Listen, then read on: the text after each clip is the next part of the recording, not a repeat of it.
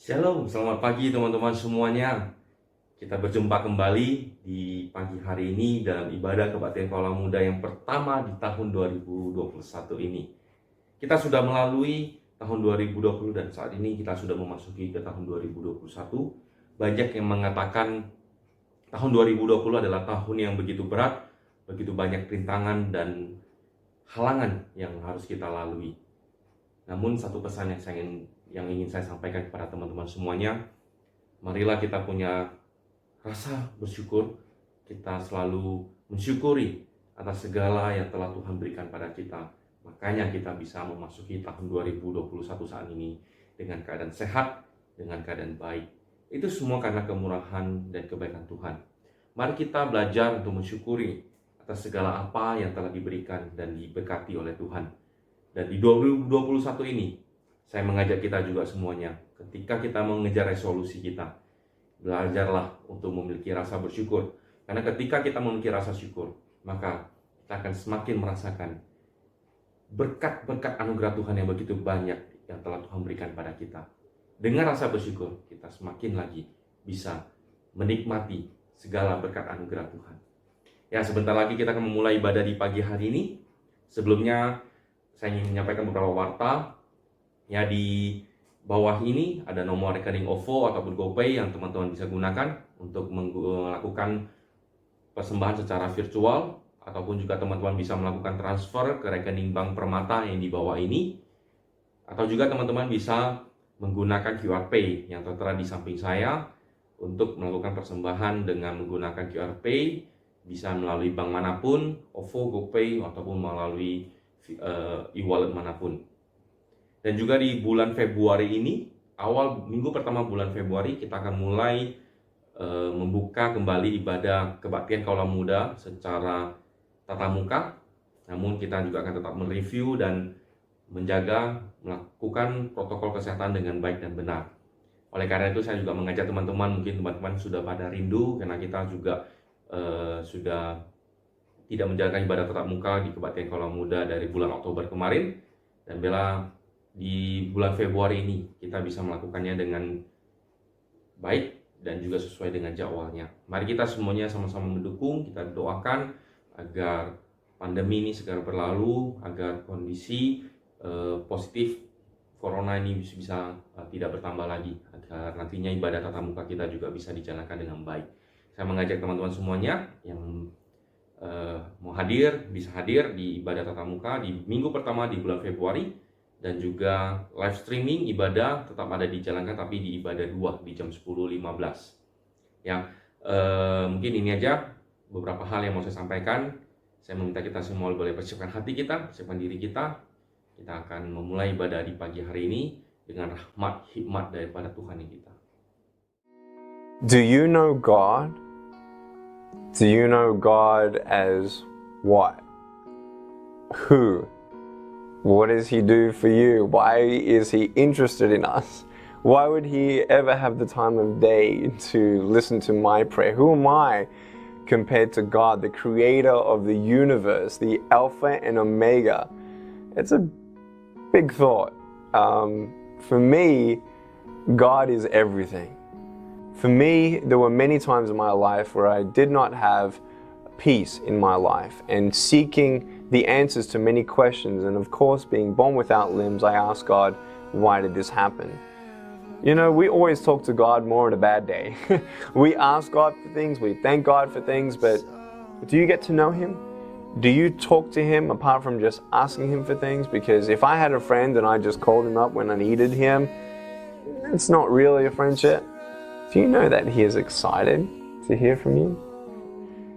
Do you know that you were on His mind before the earth began and He formed you in your mother's womb? That was such an amazing peace that I had at 15 years old, to know that I finally have someone who's going to be with me through it all, who knows all my circumstances, who's bigger than my circumstances. Not like my parents. My parents loved me. My parents were there for me. They were not going to leave me at all. But they couldn't change anything, and they couldn't heal my heart, but God did. How cool is that? That He loves me so much that He sent His Son Jesus Christ to die on the cross for my sins, Who am I that God would ever want to even talk to me, let alone let his son die for me? Jesus Christ, he died for my sins. But John 3:16 says God came and saved the world. He rescued us by sending his son Jesus Christ.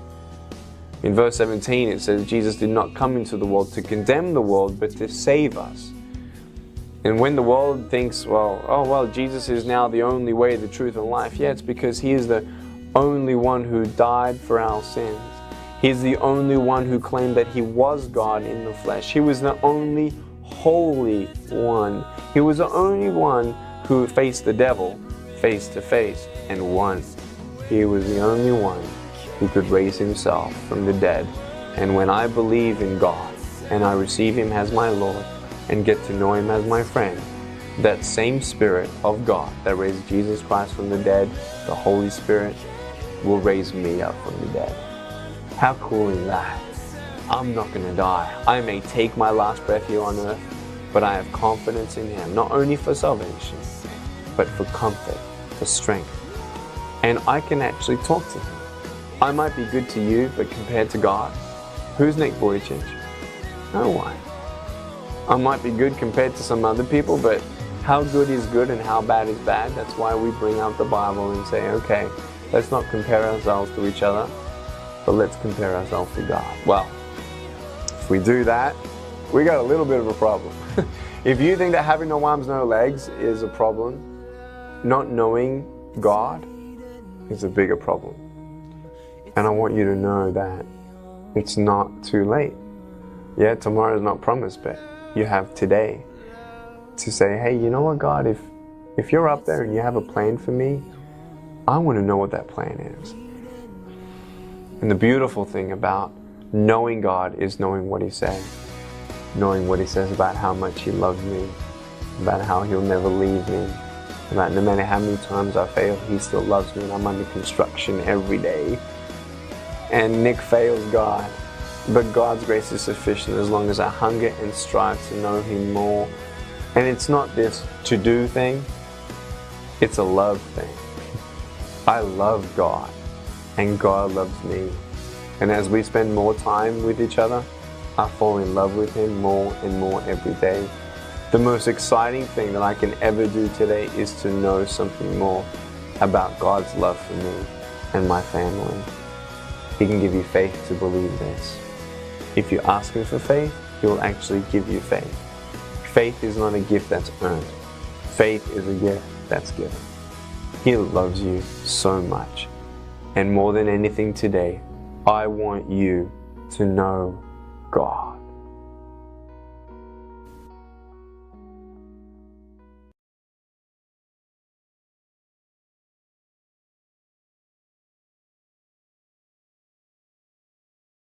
Halo semuanya, kita bertemu lagi dalam ibadah online kita. Ini ibadah pertama kita di tahun 2021 ini. Mari kita tenangkan hati kita masuk dalam hadirat Tuhan. Marilah kepadaku semua yang letih lesu dan berbeban berat. Aku akan memberikan kelegaan kepadamu. Amin. Kebaktian kita hari ini dibuka dalam nama Allah Bapa, Allah Anak dan Allah Roh Kudus, ketiganya yang esa, Tuhan yang sejati. Kiranya segala puji syukur, hormat dan kemuliaan hanya bagi Tuhan kita. Kiranya damai sejahtera dan berkat anugerah dilimpahkan kepada orang yang dikenanya. Amin.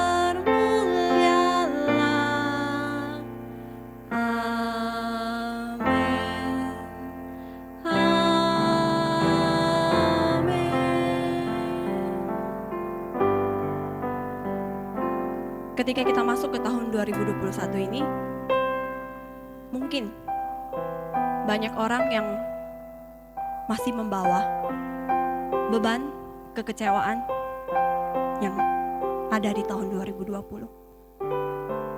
Banyak orang yang tidak bisa merayakannya seperti tahun-tahun sebelumnya. Mungkin banyak orang yang merasa pergantian tahun ini terasa biasa-biasa saja. Mungkin juga banyak orang yang melihat tahun 2021 ini dengan pesimis. Banyak orang yang mengatakan tahun 2020 itu merupakan tahun yang berat, tahun yang kelam, tahun yang suram. Di mana-mana ada PHK, di mana-mana ada pemotongan gaji, dan banyak bisnis yang pailit. Tapi ketika kita berhenti sejenak dan kita melihat ke belakang, kita melihat ke tahun 2020, kita akan melihat perjalanan kita yang sudah begitu panjang. Perjalanan yang begitu jauh itu sudah kita lewati.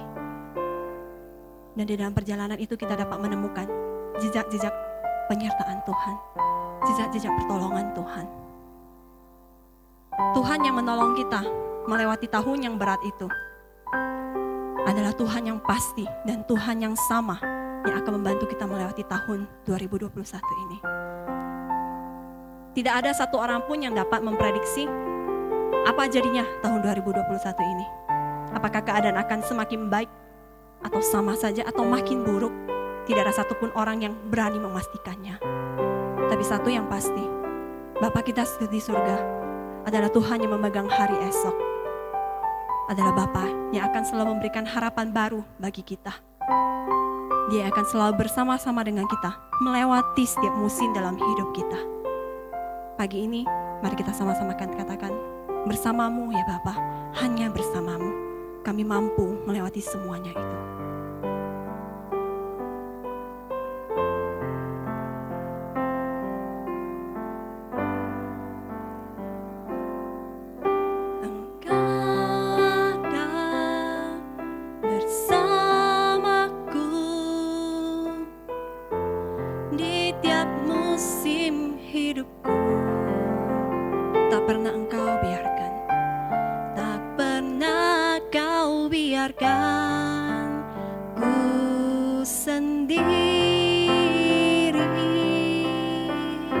Kekuatan di jiwaku, kekuatan di jiwaku adalah bersamamu. Tak pernah ku ragukan kasih-Mu.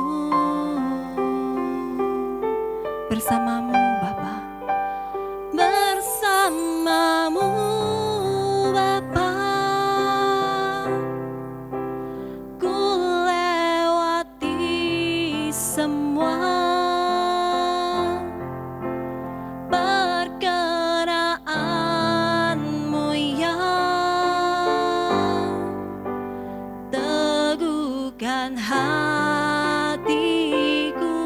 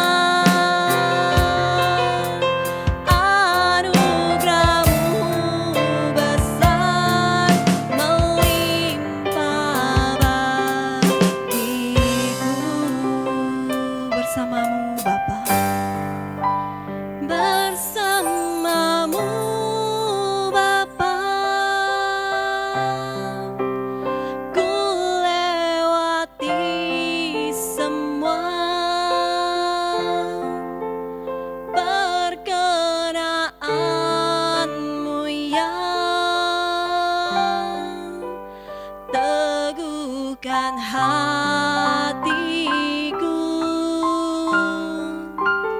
Engkau yang bertindak, memberi pertolongan. Anugerah-Mu besar melimpah bagiku.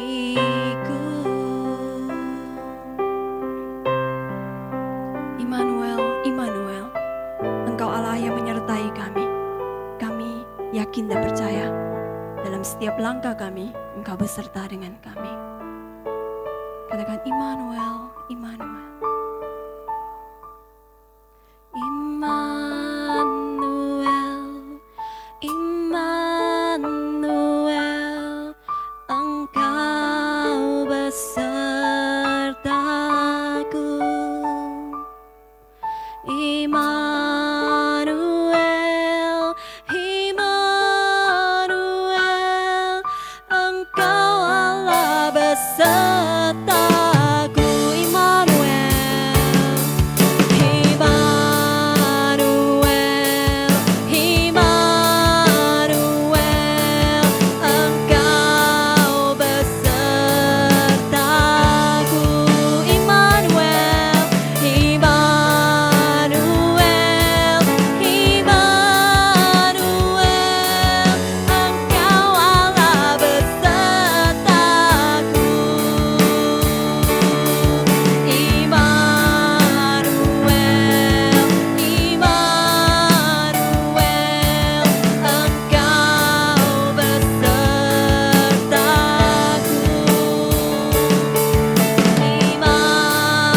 Immanuel, Immanuel, Engkau Allah besertaku. Kau kuatkan aku bertahan,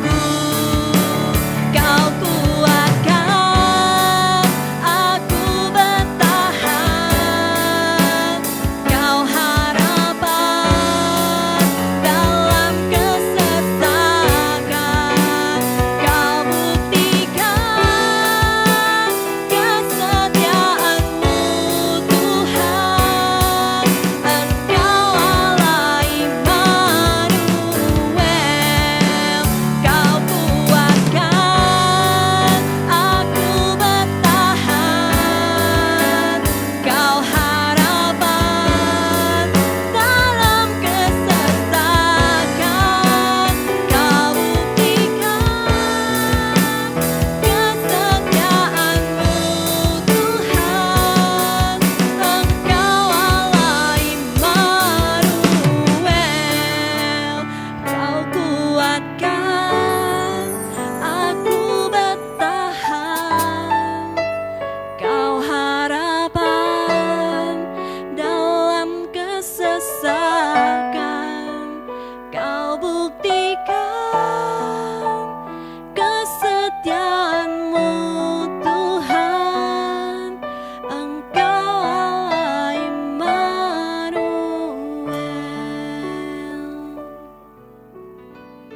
Shalom bagi kita semua. Sebelumnya saya mengucapkan selamat tahun baru bagi kita semua. Kalau kita bisa memasuki tahun 2021 ini, semua karena anugerah Tuhan, karena campur tangan Tuhan di dalam kehidupan kita. Di tahun 2020, begitu banyak pergumulan yang kita hadapi, tapi kita bisa melaluinya. Itu semua karena campur tangan Tuhan di dalam kehidupan kita. Sebelum kita membaca dan merenungkan kebenaran firman Tuhan, mari kita berdoa. Terima kasih Tuhan untuk segala campur tangan Tuhan di dalam kehidupan kami, sehingga kami bisa melewati segala sesuatu yang ada dan yang terjadi di dalam kehidupan kami. Engkau Bapa yang setia, Engkau Bapa yang tidak pernah ingkar janji bagi kami. Dan hari ini Tuhan, betapa kami bersyukurnya Tuhan, kami boleh menikmati segala kebaikan Tuhan. Dan kami juga boleh menikmati firman-Mu sebentar yang akan kami baca dan kami renungkan. Tuhan, kuduskan kami, perkenankan kami, layakkan kami Tuhan, sehingga kami boleh membaca dan merenungkan kebenaran firman-Mu. Di dalam nama Tuhan Yesus Kristus, hamba juga berdoa untuk hamba-Mu yang menyampaikan ini. Tuhan memberkati hamba, pakai hamba, urapi hamba, biar segala perkataan demi perkataan adalah perkataan daripada Tuhan sendiri. Di dalam nama Tuhan Yesus Kristus, kami siapkan hati dan pikiran kami untuk dibentuk melalui kebenaran firman-Mu. Amin. Saya ingin mengajak kita semua membuka Alkitab kita di dalam Yosua pasal yang pertama ayat 1 sampai dengan 9. Demikianlah firman Tuhan. Perintah Tuhan kepada Yosua untuk merebut tanah Kanaan. Sesudah Musa hamba Tuhan itu mati, berfirmanlah Tuhan kepada Yosua bin Nun, abdi Musa itu, demikian, hambaku Musa telah mati, sebab itu bersiaplah sekarang, seberangilah sungai Yordan ini, engkau dan seluruh bangsa ini, menuju negeri yang akan kuberikan kepada mereka, kepada orang Israel itu.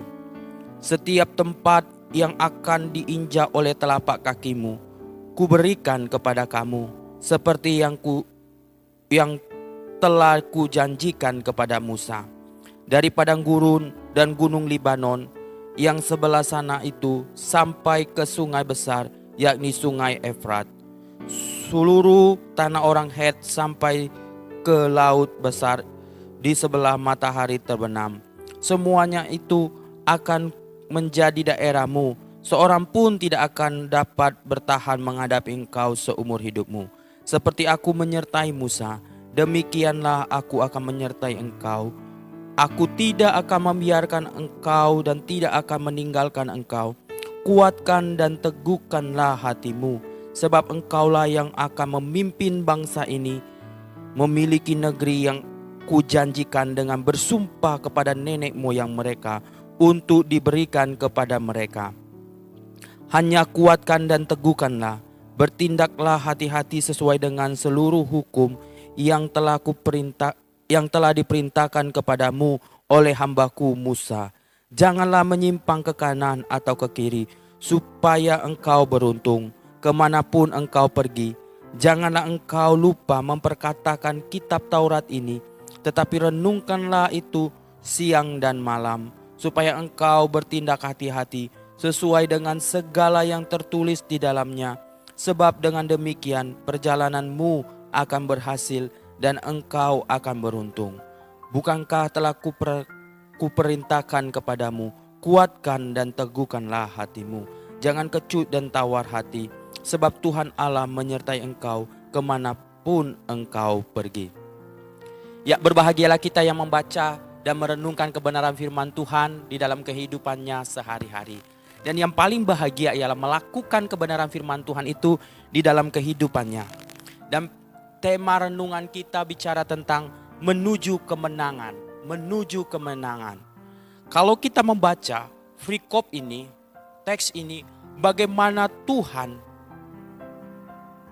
memilih Yosua sebagai pemimpin yang baru bagi orang Israel. Tugas tanggung jawab ini diberikan kepada kepada Yosua. Yosua merupakan abdi daripada Musa. Bersama-sama dia melayani bersama dengan Musa. Sebagai pemimpin orang Israel, Musa mempunyai pengaruh yang besar pada waktu itu. Kalau kita lihat dan kita baca di dalam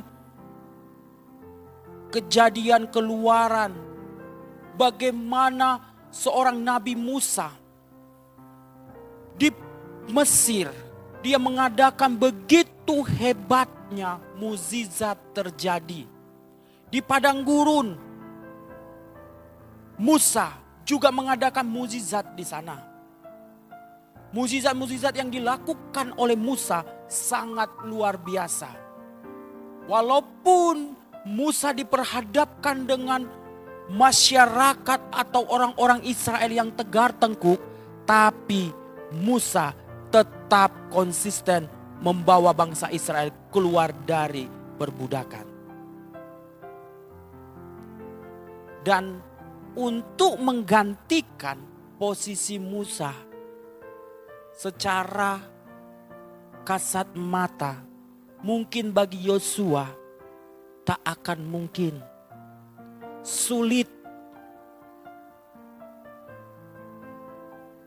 Karena Yosua mengenal karakter bangsa Israel yang begitu tegar tengkuk, yang begitu memberontak pada Musa. Kepada Tuhan pun mereka berontak.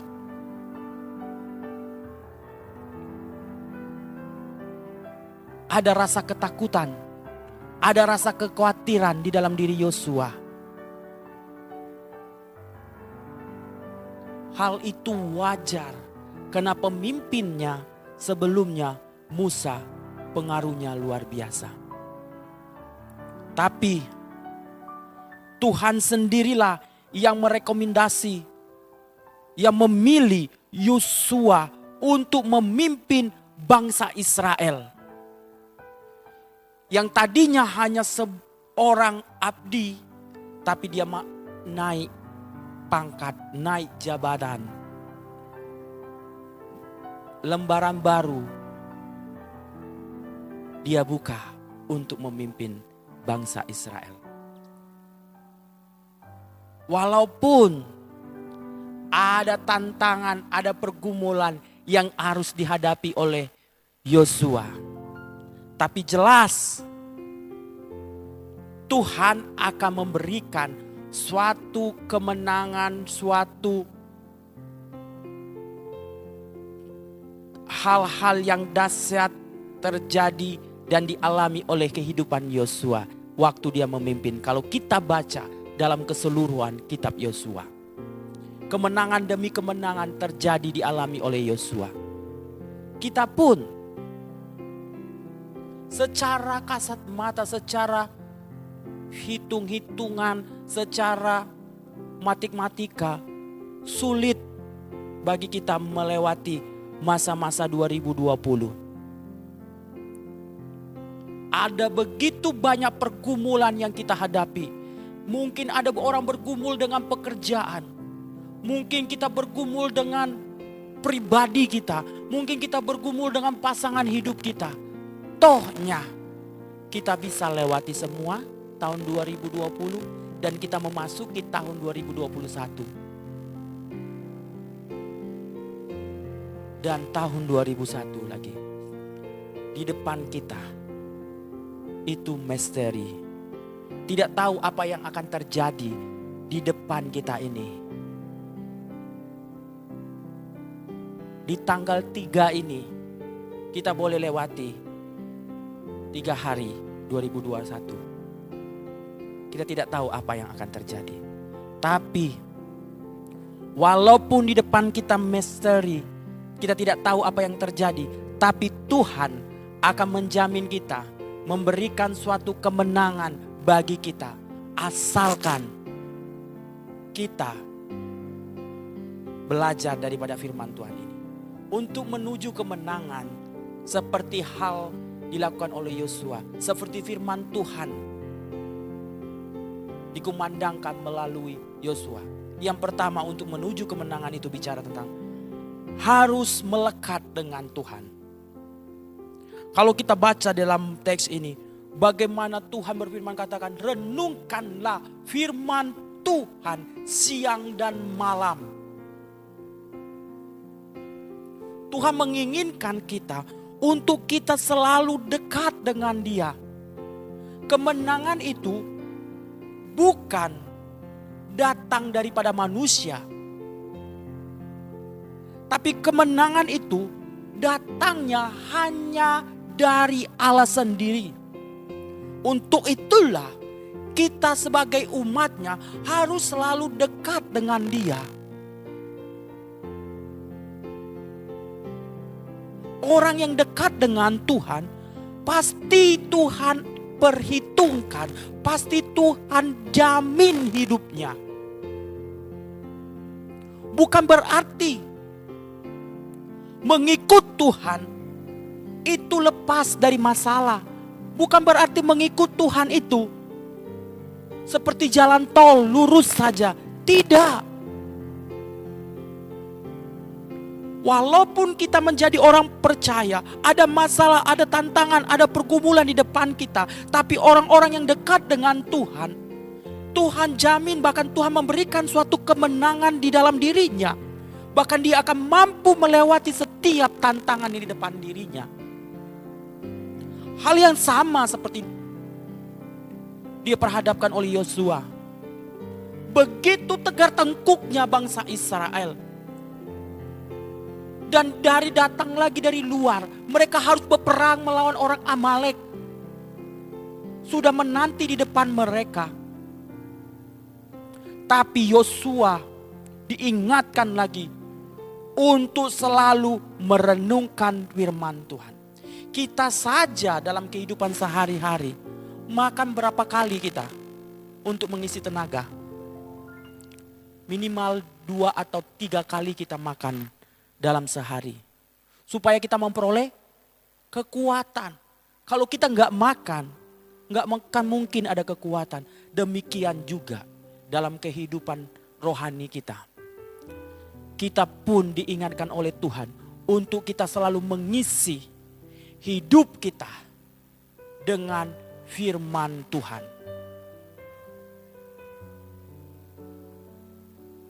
Ketika Yosua dipilih, bukan berarti Yosua tidak pernah dekat dengan Tuhan.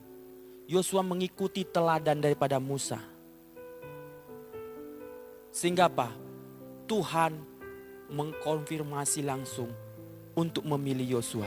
Kenapa? Karena Yosua memiliki suatu hubungan yang dekat dengan Tuhannya.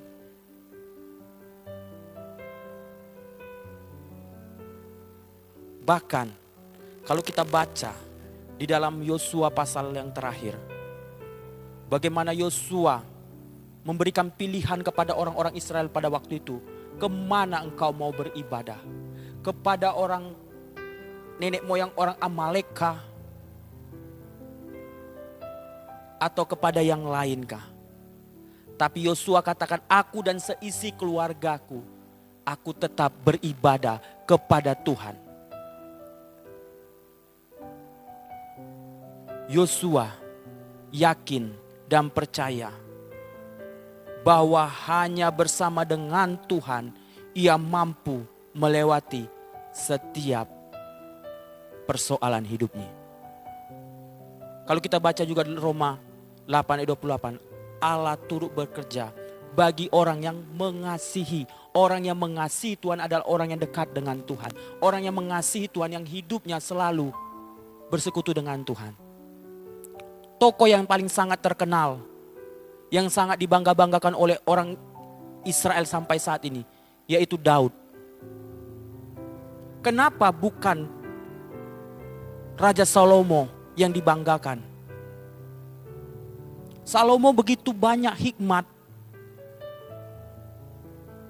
Kenapa bukan Saul, raja yang pertama yang menjadi figur, menjadi teladan bagi orang Israel? Kenapa harus Daud? Kalau kita lihat, Daud punya orangnya, hidupnya selalu mengandalkan Tuhan. Hidupnya selalu melekat dengan Tuhan. Bukan berarti Daud tidak punya dosa, ada dosanya. Dia jatuh dalam perzinaan. Tapi ketika dia bertobat, dia tidak sama sekali meninggalkan Tuhan, menduakan Tuhan. Kita lihat Salomo yang begitu bijaksana, jatuh di dalam dosa, menduakan Allah. Dia mengikuti Allah-Allah, ilah-ilah istri-istrinya. Saul pun demikian. Dia menduakan Tuhan. Ia pergi kepada dukun, kepada roh-roh orang mati. Akhir hidup Saul ditolak oleh Tuhan. Ini juga mengingatkan kita bahwa kemenangan akan kita peroleh kalau kita selalu melekat dengan Tuhan. Mungkin teman-teman pernah mendengar ilustrasi, ada seorang tentara berada di dalam medan pertempuran pada waktu itu tentara mereka atau mereka sendiri dalam situasi terdesak sehingga mereka mundur. Tapi satu tentara, ia tidak bersama-sama dengan temannya. Ia terpisah. Akhirnya dia sendiri lari ke sebuah tempat perbukitan. Di sana dia sembunyi. Di dalam itu dia temukan goa. Dan di dalam goa itu dia berdoa, Tuhan, aku mohon pertolongan-Mu.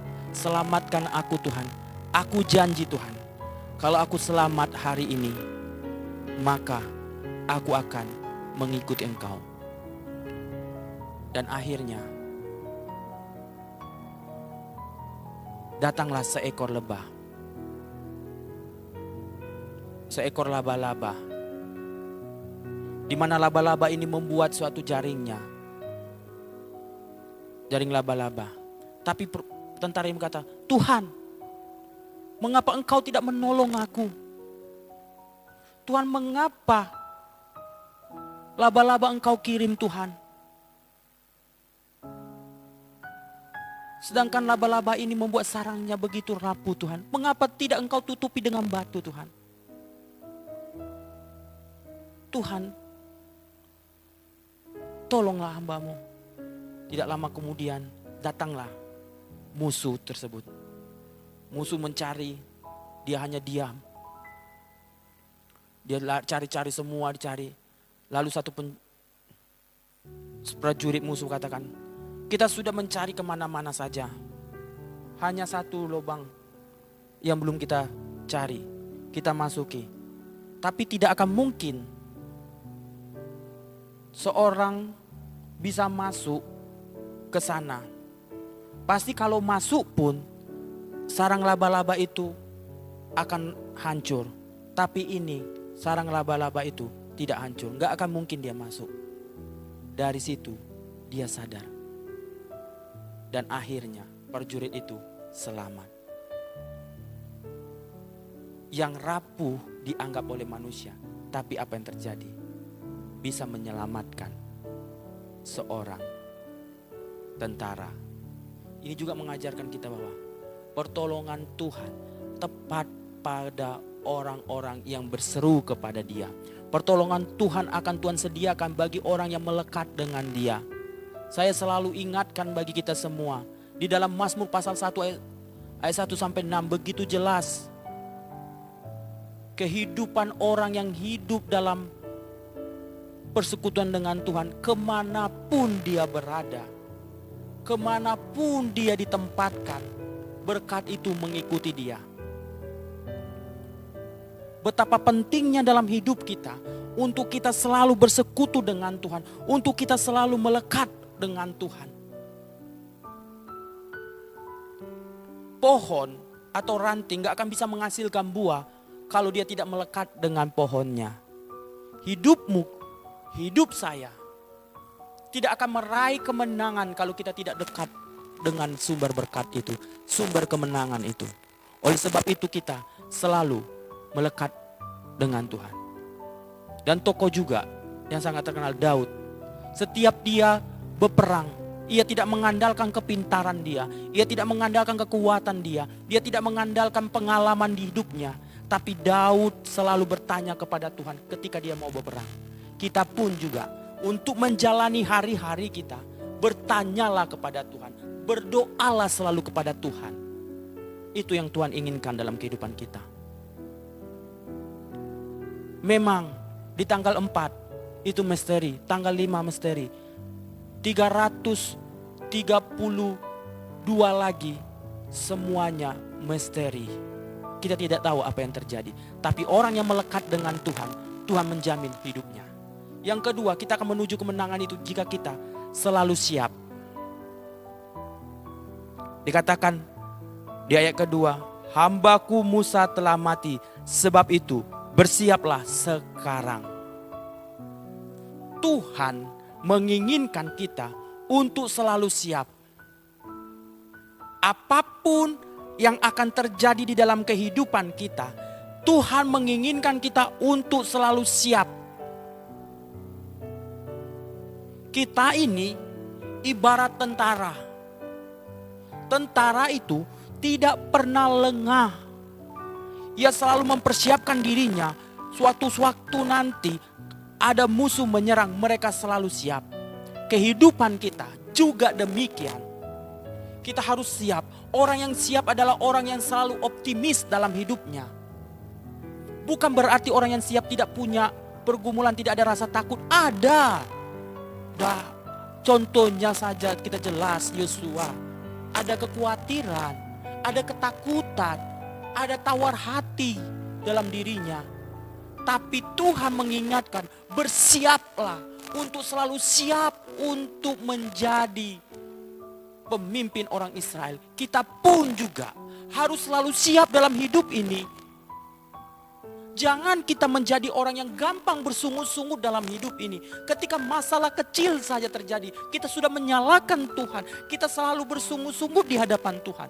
Ingatlah, Tuhan selalu benci kepada orang-orang yang bersungut-sungut.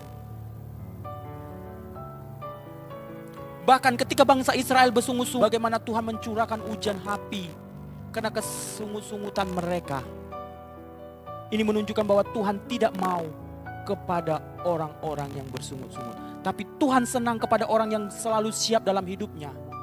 Menerima apa yang harus dialaminya. Menerima pergumulan yang harus dihadapi. Kalau pergumulan itu terjadi dalam hidupmu, bukan berarti Tuhan kurang kerjaan dalam dirimu. Tuhan tahu kemampuanmu. Tidak akan mungkin Tuhan memberikan pergumulan yang di luar kemampuanmu. Tapi Tuhan menginginkan kita siap. Seperti hal tokoh yang bernama Ayub. Ayub yang begitu kaya raya. Tapi ketika masalah menerpa dalam hidupnya, apakah Ayub tidak siap menghadapi masalah itu? Apakah Ayub berserah pada keadaan? Apakah Ayub menyalahkan Tuhan? Tidak. Ia siap menerima apa yang dia alami. Bahkan dia katakan kepada istrinya, jangan engkau hanya menerima berkatnya saja.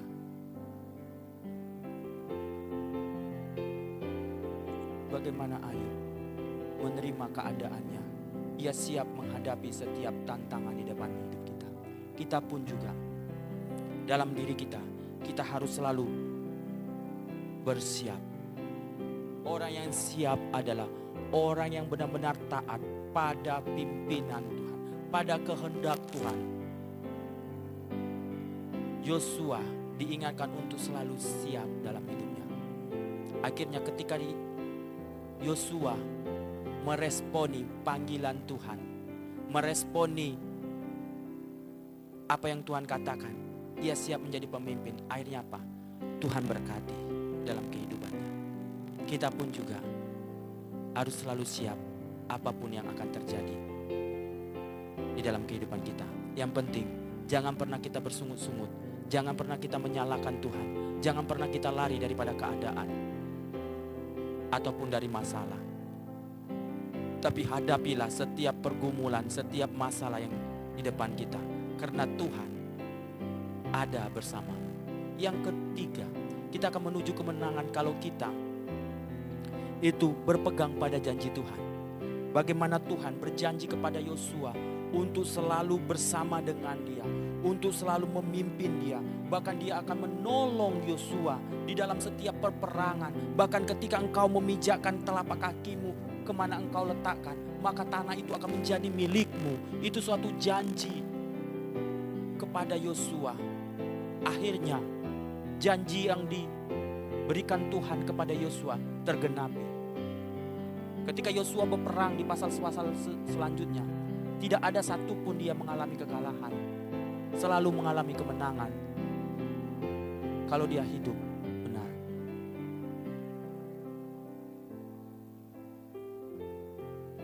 Janji Tuhan adalah meneguhkan hidup kita. Janji Tuhan memberikan semangat baru dalam hidup kita. Janji Tuhan adalah pengharapan bagi kita semua. Tuhan yang berjanji bagi kita untuk menolong engkau waktu kau dalam kesusahan, menolong engkau dalam waktu kesedih, menolong engkau dalam waktu menghadapi pergumulan. Dia tidak akan pernah meninggalkan engkau. Oleh sebab itu dalam hidup ini, berpeganglah pada janji Tuhan. Untuk itulah kita tidak usah takut, karena janji Tuhan memberikan harapan baru bagi kita semua. Yang selanjutnya, kita harus bersikap hidup benar. Firman Tuhan katakan, jangan engkau menyimpang ke kanan ke kiri.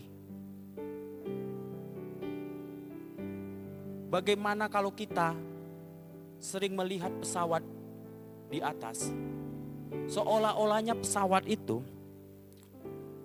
terbang dengan bebasnya, betul nggak? Tapi pesawat itu dia terbang mengikuti jalur. Kalau dia pesawat itu lari dari jalurnya sedikit, maka itu akan membahayakan. Bahkan membuat pesawat itu bisa tabrakan. Hidup kita pun demikian. Memang kita sebagai orang percaya sudah memiliki kebebasan. Tapi ingat, ada yang menjadi patokan kita menjalani hidup kita, yaitu firman Tuhan. Yang menjadi patokan kita untuk kita bisa bersikap, berperilaku. Oleh sebab itulah, sebagai orang-orang percaya, sebagai anak-anak Tuhan, kita harus mampu mengendalikan diri kita, menjauhi hal-hal yang jahat yang bisa merusak hidup kita. Jauhilah dosa. Engkau akan berhasil.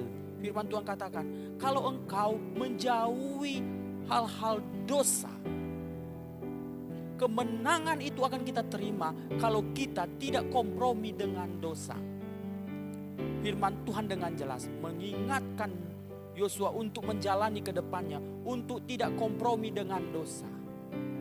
Seperti yang telah dilakukan oleh Musa, itu juga yang harus kau lakukan, untuk tidak kompromi dengan dosa. Jadi kita akan memperoleh kemenangan kalau kita hidup melekat dengan Tuhan. Kita akan memperoleh kemenangan kalau kita hidup selalu siap dalam hidup ini menghadapi setiap masalah, tantangan di depan kita. Kita akan memperoleh kemenangan kalau kita selalu berpegang pada janji Tuhan. Karena hanya Tuhanlah yang berjanji. Dia tidak akan pernah mengingkari apa yang sudah dijanjikannya. Dia akan menyertai langkahmu. Dia akan selalu bersama denganmu. Bahkan dia janji akan memberikan kemenangan bagimu. Yang selanjutnya, selalu bersikap benar atau berperilaku benar. Sebagai orang percaya, kita harus mampu menguasai diri kita untuk kita tidak kompromi dengan dosa. Maka kita akan memperoleh kemenangan. Amin buat kebenaran firman Tuhan. Mari kita berdoa. Segala hormat dan kemuliaan hanya bagimu Tuhan. Terima kasih untuk firman-Mu mengajarkan kami bahwa kemenangan itu hanya datang daripada Tuhan. Dan biarlah Tuhan kami boleh lakukan kebenaran firman Tuhan di dalam kehidupan kami. Di dalam nama Tuhan Yesus Kristus kami berdoa. Amin. Kita sudah sama-sama belajar akan firman yang telah disampaikan di pagi hari ini. Kiranya kasih firman Tuhan hadir bagi kita semuanya, dan kita sungguh-sungguh yang telah belajar benar-benar bisa melakukannya dalam kehidupan kita sehari-hari. Sebelum kita akan menutup ibadah di pagi hari ini, saya mengajak kita semuanya boleh mengangkat doa Bapa kami seperti doa yang diajarkan oleh Tuhan Yesus kepada murid-muridnya. Bapa kami yang di surga, dikuduskanlah namamu, datanglah kerajaanmu, jadilah kehendak-mu di bumi seperti di surga. Berikanlah kami pada hari ini makanan kami yang secukupnya, dan ampunilah kami akan kesalahan kami seperti kami juga mengampuni orang yang bersalah kepada kami. Dan janganlah membawa kami dalam percobaan, tetapi lepaskanlah kami daripada yang jahat, karena Engkau yang mempunyai kerajaan dan kuasa dan kemuliaan sampai selama-lamanya. Amin. Sampai jumpa, Tuhan Yesus memberkati kita semuanya.